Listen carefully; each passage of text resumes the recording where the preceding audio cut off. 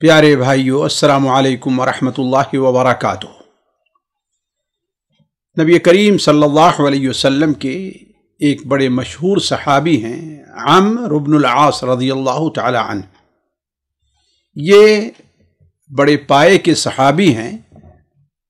सन 7 हिजरी में ये मुसलमान हुए और नबी करीम सल्लल्लाहु अलैहि वसल्लम पास तशरीफ़ ले आए। जब वो मुसलमान हुए तो नबी करीम सल्लल्लाहु अलैहि वसल्लम को उनके इस्लाम पर बड़ी खुशी हुई।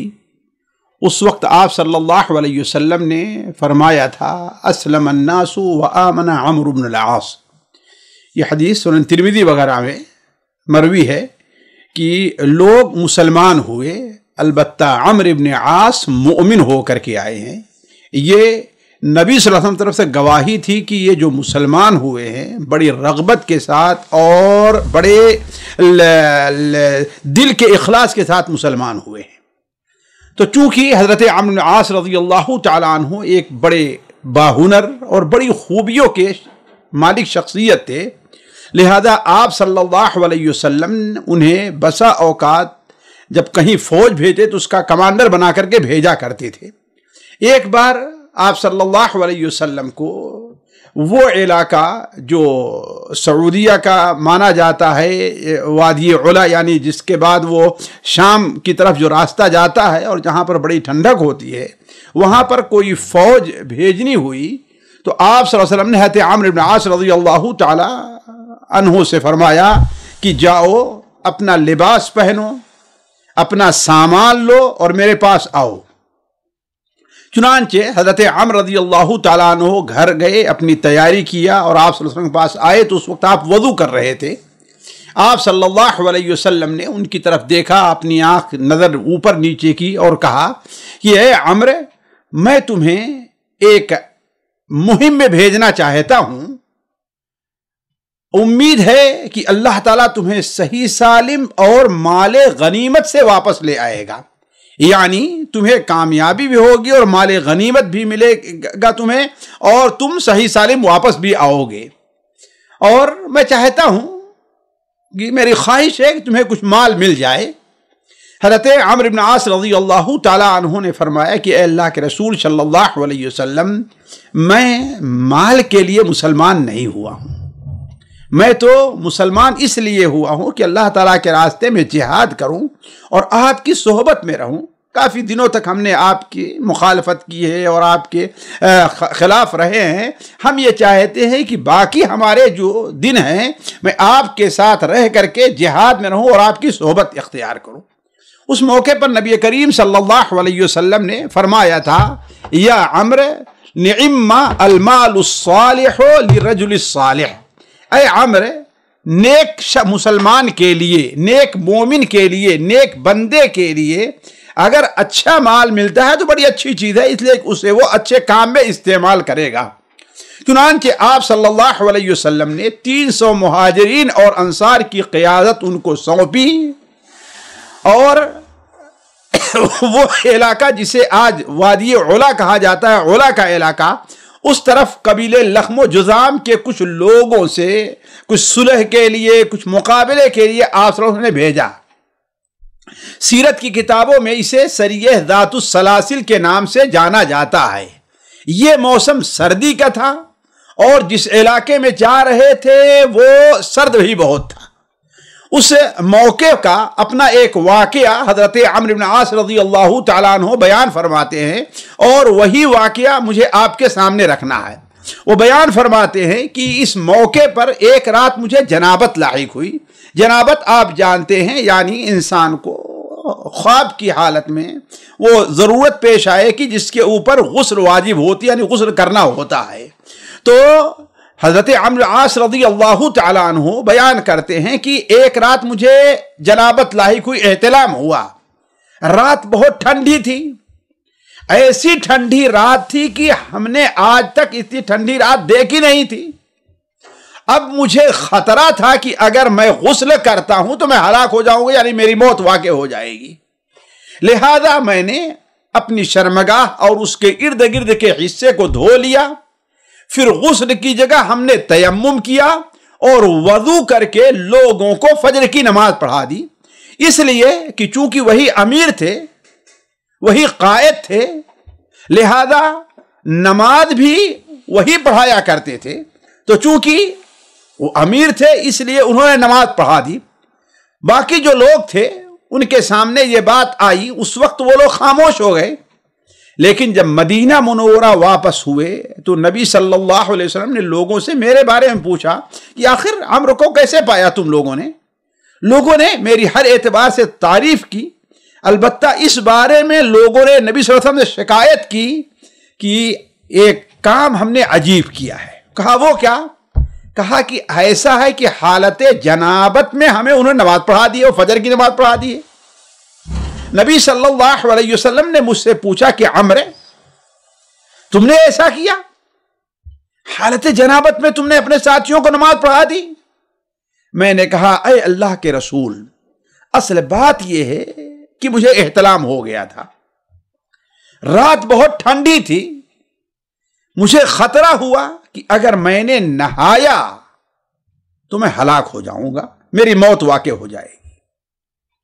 اور اس وقت مجھے اللہ تبارک و تعالی کا ایک فرمان یاد آیا، وَلَا تَقْتُلُوا أَنفُسَكُمْ إِنَّ اللَّهَ كَانَ بِكُمْ رَحِيمًا۔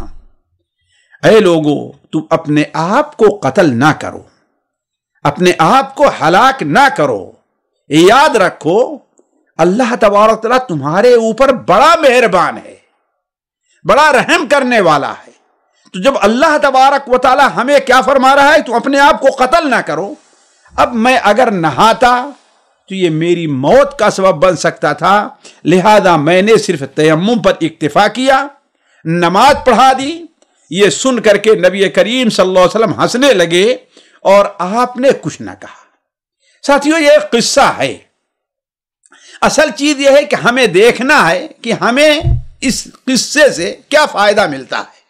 دیکھیے، سب سے اہم چیز یہ ہے کہ حضرت عمرو بن عاص رضی اللہ تعالی عنہ کی فضیلت، کہ نبی کریم صلی اللہ علیہ وسلم نے انہیں اس فوج کی کمانڈری سونپی جس فوج کے اندر حضرت ابو بکر و عمر رضی اللہ تعالی عنہ بھی شریک تھے۔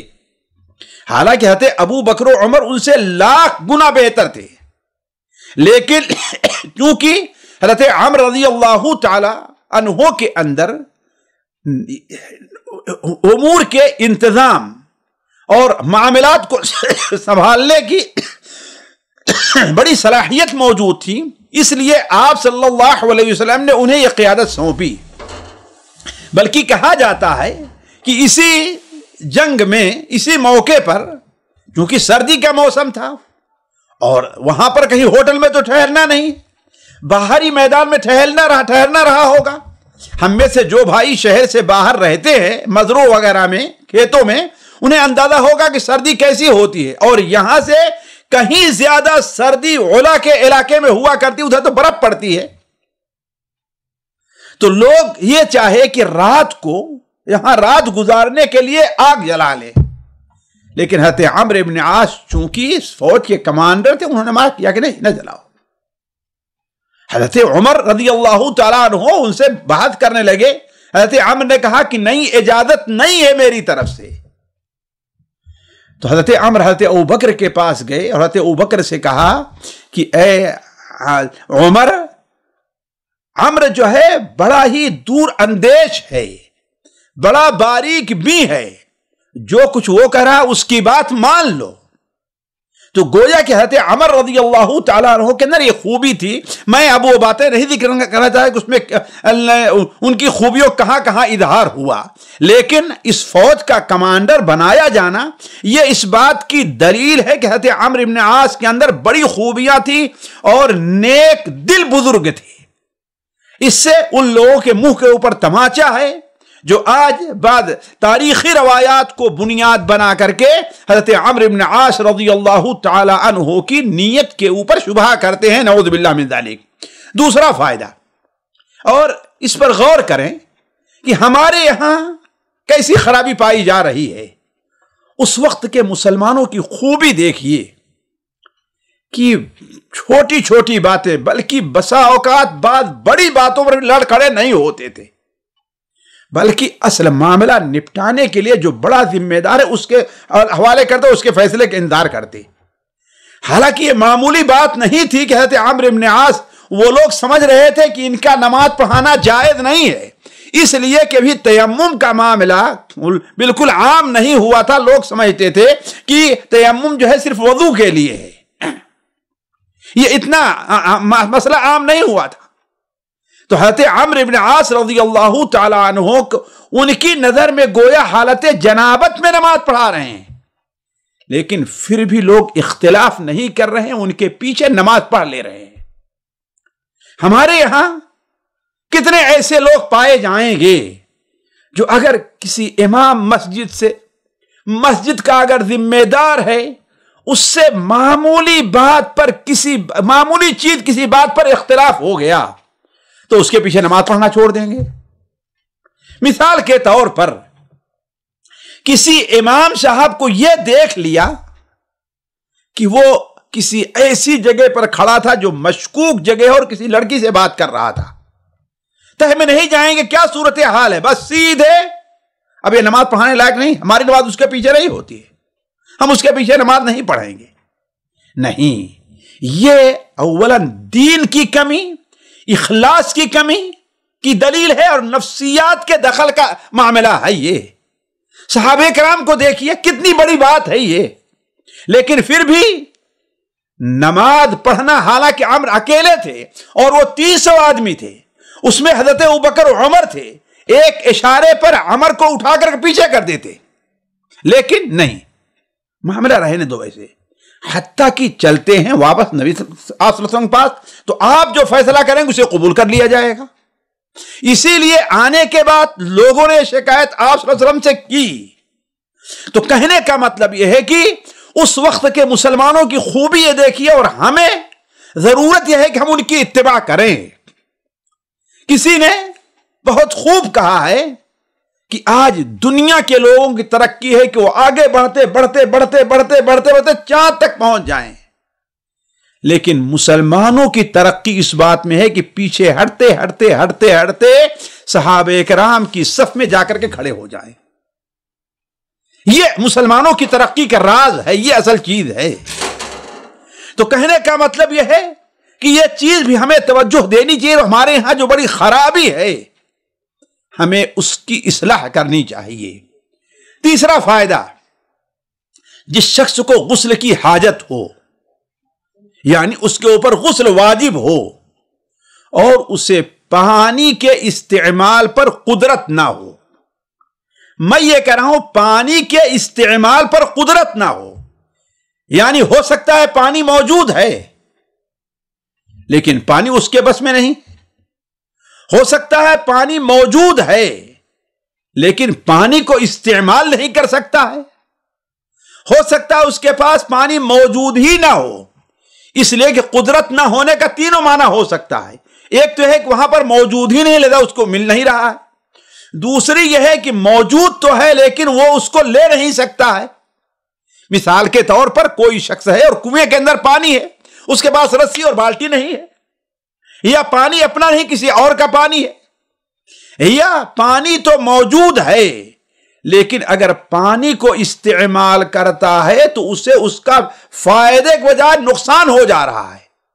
تو جو شخص جسے غسل کی حاجت ہے اور پانی کے استعمال پر قدرت نہ ہو تو اس کے لیے غسل کی جگہ تیمم کر لینا کافی ہے، جیسا کہ حضرت عمرو بن عاص رضی اللہ تعالیٰ عنہ نے کیا۔ حضرت عمرو بن عاص نے کیا کیا کہ جو گندگی تھی اپنے شرمگاہ کے ارد گرد صاف کیا، یعنی استنجا کیا، اس کے بعد تیمم کیا اور پھر وضو کیا اپنا۔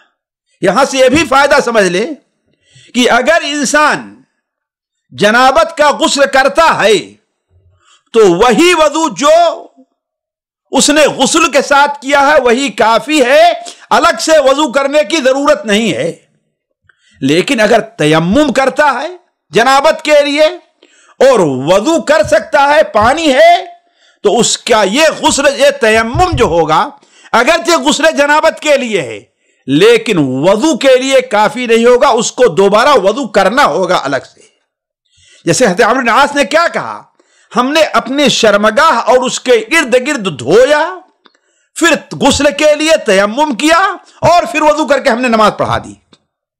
تو کہنے کا مطلب یہ ہے جس شخص کو غسل کی حاجت ہو اور اسے پانی کے استعمال پر قدرت نہ ہو تو اس کے لیے تیمم کافی ہے، جیسا کہ قرآن مجید میں اللہ تعالیٰ سورہ مائدہ کی آیت نمبر 6 کے اندر ارشاد فرماتا ہے وَإِن كُنتُمْ جُنُبًا فَاطَّهَّرُوا، اگر تم لوگ جنبی ہو یعنی تمہیں نہانے کی ضرورت ہے تو تم طہارت اور پاکی حاصل کرو، نہاؤ۔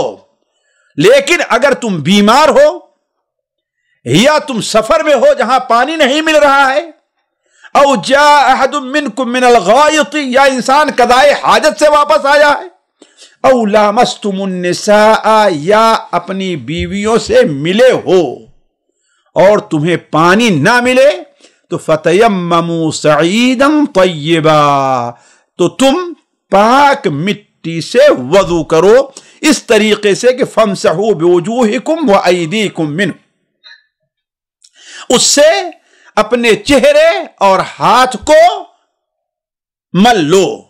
تو تیمم کا طریقہ یہ ہے کہ انسان وضو کی غسل کی نیت سے کیا کرے، اپنے دونوں ہاتھوں کو مٹی پر ایسے رکھے، ایسے، پھر مٹی لے کر کے ہاتھ دیکھے، اگر اس کے اوپر زیادہ مٹی لگی ہے تو اس کو پھونک کر کے اس کو دور کر دے، پھر اس کے بعد وہ اپنے چہرے کے اوپر پھیرے، چہرے کے اوپر، پھر اس کے بعد یہ اس کا جو ہے اب غسل ہو گیا گویا کی۔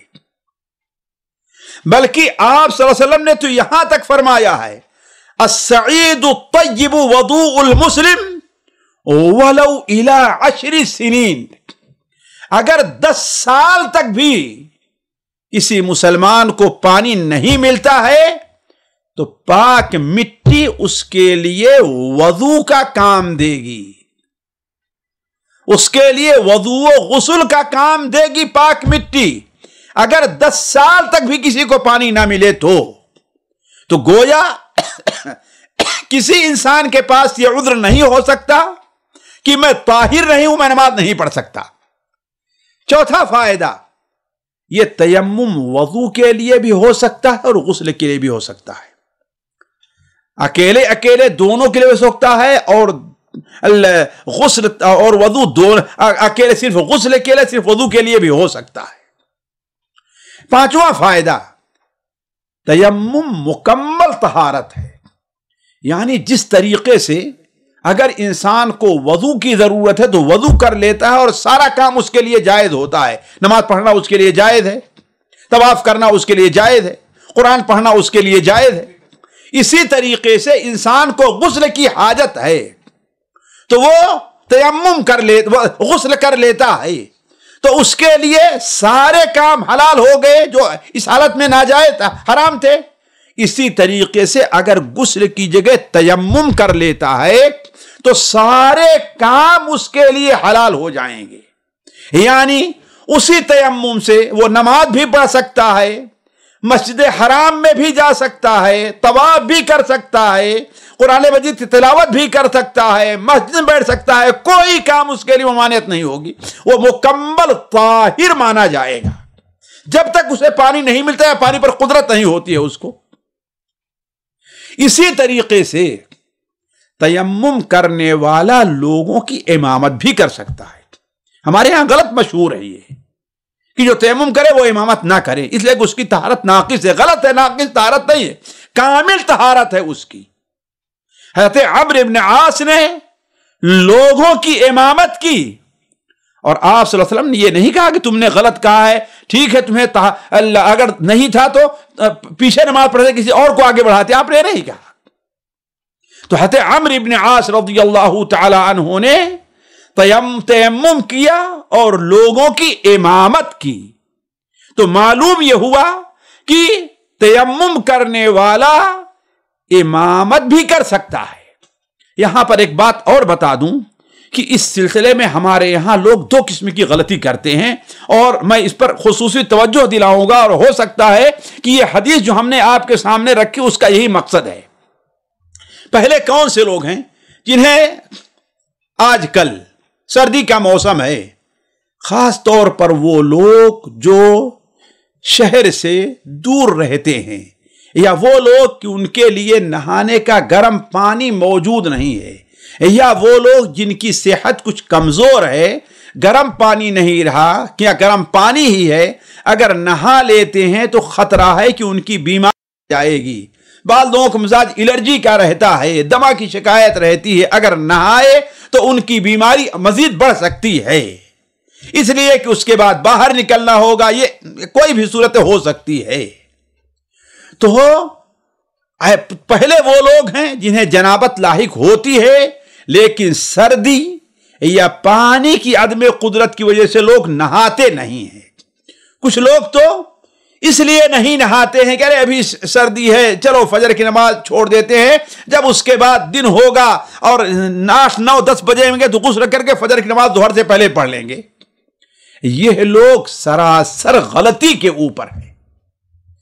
بغیر شرعی عذر کے نماز کو اس کے وقت سے مؤخر کرنا جائز نہیں ہے، بلکہ بہت سے علماء اسے کفر کہتے ہیں۔ یعنی اگر ہمارا کوئی بھائی ہے، رات میں یا کسی وقت اسے غسل کی حاجت ہوئی، چاہے جنابت ہو احترام کی شکل میں یا اور کسی شکل میں ہو، اور اگر وہ سستی کی وجہ سے یا سردی سے بچنے کے لیے نہیں نہاتا ہے اور نماز کو اس کے وقت سے مؤخر کر دیتا ہے، نماز قضا ہو جاتی ہے اس کی، تو وہ بہت بڑا گناہ کبیرہ کر رہا کہ اس کا گناہ زنا سے بھی بڑھ کر کے۔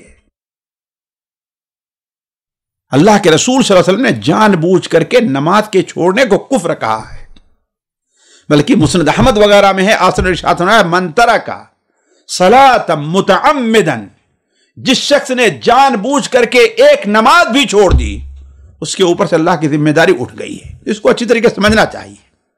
جو بھائی ہمارے ایسے کرتے ہیں وہ سخت غلطی کے اوپر ہے۔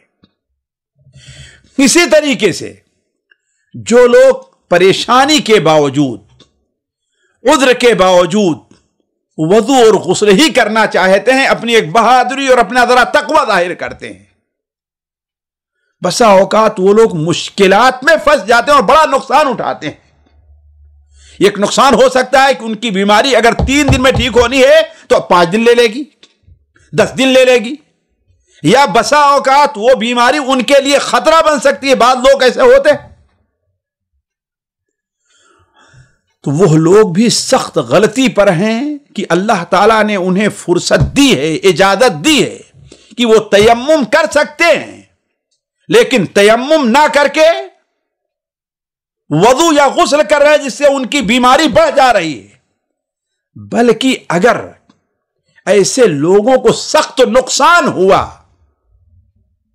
تو خطرہ ہے کہ وہ لوگ گنہگار ہوں گے، اگرچہ اللہ کی عبادت کے لیے صاحب کام کر رہے ہیں۔ کیوں؟ اس لیے کہ اللہ ایک چیز سے منع کر رہا ہے، اللہ کے رسول منع فرما رہے ہیں، پھر تم وہ کام کیوں کر رہے ہو؟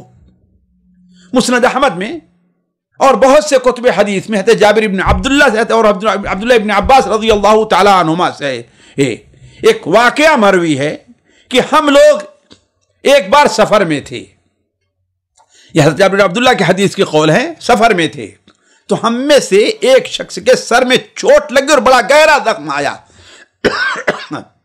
وہ شخص مرہم پٹی اس کی گئی، اور جب رات میں سویا تو اسے احتلام ہو گیا، تو اپنے ساتھیوں سے کہتا ہے کہ کیا میرے لیے رخصت ہے کہ میں تیمم کروں، جو اپنے پاس قریب موجود تھے۔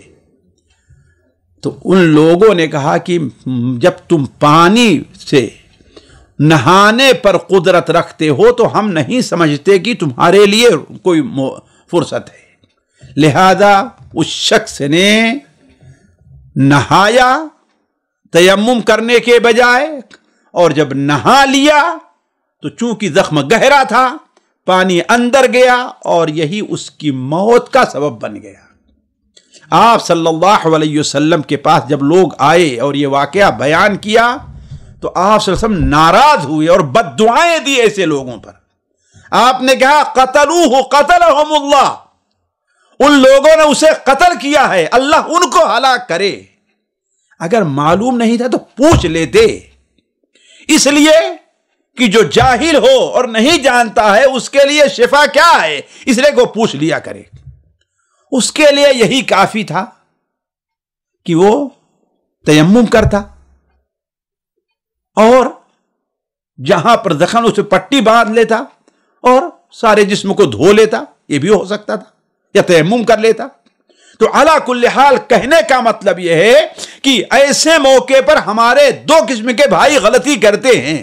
ایک تو تیمم نہ کر کے نماز ہی کو چھوڑ دیتے ہیں، جماعت کو چھوڑ دیتے ہیں، اور دوسرے لوگ بہادری دکھاتے ہوئے، زیادہ تقوی اور زیادہ پرہیزگار بنتے ہوئے، زیادہ نیک بنتے ہوئے، شدت تکلیف کے باوجود بھی وضو اور غسل کر لیتے ہیں جو ان کے لیے باعث ضرر ثابت ہوتی ہے. یہ دونوں چیزیں غلط ہیں.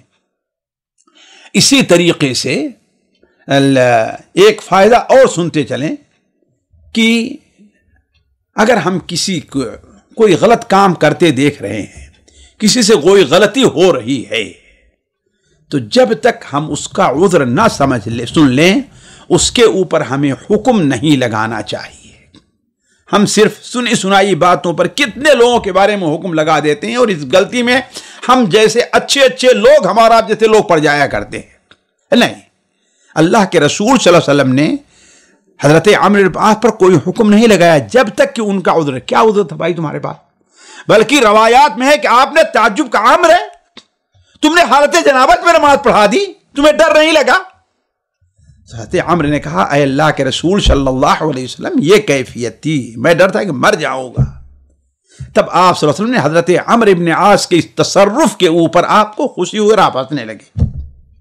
تو جب تک کسی سے کوئی عذر نہ سن لے، ہمارا معاملہ کیا ہے، کسی کے بارے میں سن لیا کہ اس نے ایسا کہا ہے، ہو سکتا ہے ہمارے خلاف ہو، تو ہمیں پہلے سوچنا تو چاہیے، اس سے پوچھنا کیوں آپ نے یہ بات کہی ہے، آپ نے یہ کام کیا ہے، کیوں کیا ہے. جب تک اس کا عذر سامنے نہ آ جائے تب تک کوئی حکم اس کے اوپر نہیں لگانا چاہیے. اور آخری بات ساتھیو، ہمارا دین، ہمارا اسلام یہ دین رحمت ہے، اس کی رحمت بالکل عام ہے. حضرت عمرو بن عاص رضی اللہ تعالیٰ عنہ نے اسی سے استدلال کرتے ہوئے کہ اللہ تعالیٰ کیا ہے، رحیم ہے، اسی سے استدلال کرتے ہوئے جب سمجھے کہ ہاں میں غسل کرنے سے ہمارا نقصان ہوگا بلکہ میں مر سکتا ہوں، تو انہوں نے کہا اللہ تعالیٰ رحم کرتا ہے بندوں پر، کسی کو ہلاک نہیں کرتا، لہذا بلا کسی شرعی سبب کے اپنے آپ کو ہلاکت میں ڈالنا یہ اسلام کی رحمت کے خلاف ہے. اسلام رحمت کا مذہب ہے، اللہ کے رسول صلی اللہ علیہ وسلم رسول رحمت ہیں، اور اللہ تبارک و تعالی رحیم ہے، لہذا ہمیں آپ کو اس سے فائدہ اٹھانا چاہیے. اللہ تبارک و تعالیٰ سے دعا ہے کہ اللہ تبارک و تعالیٰ ہمیں اور آپ کو دین کی صحیح سمجھ عطا فرمائے. والسلام علیکم ورحمۃ اللہ وبرکاتہ. سامعین کرام، ہمارے علمی اور عوامی دروس اور سوال و جواب کی مجلسوں سے آپ خود بھی مستفید ہوں اور اپنے دوست و احباب کے ساتھ بھی شیئر کریں. عین ممکن ہے کہ آپ کے شیئر سے کسی کی اصلاح اور آپ کے لیے صدقہ جاریہ بن جائے.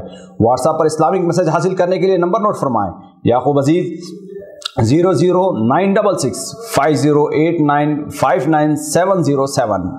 واٹس ایپ سوال جو آپ گروپ میں ایڈ ہونے کے لیے نمبر نوٹ فرمائیں: عبدالسلام عمری 00966 502627 622. نمبر بھیجتے ہوئے نام اور پتہ ضرور لکھیں. اسی طرح ہمارے یوٹیوب چینل اسلامی دعویٰ کو ضرور سبسکرائب کریں تاکہ ہماری ہر نئی اور اہم ویڈیو کی اطلاع آپ کو فوری حاصل ہو جائے. تمام دروس، مقالات اور سوال و جواب سیریز کے لیے ہماری مشہور ویب سائٹ www.islamidawah.com کا مشاہدہ کرتے رہیں. السلام علیکم ورحمۃ اللہ وبرکاتہ.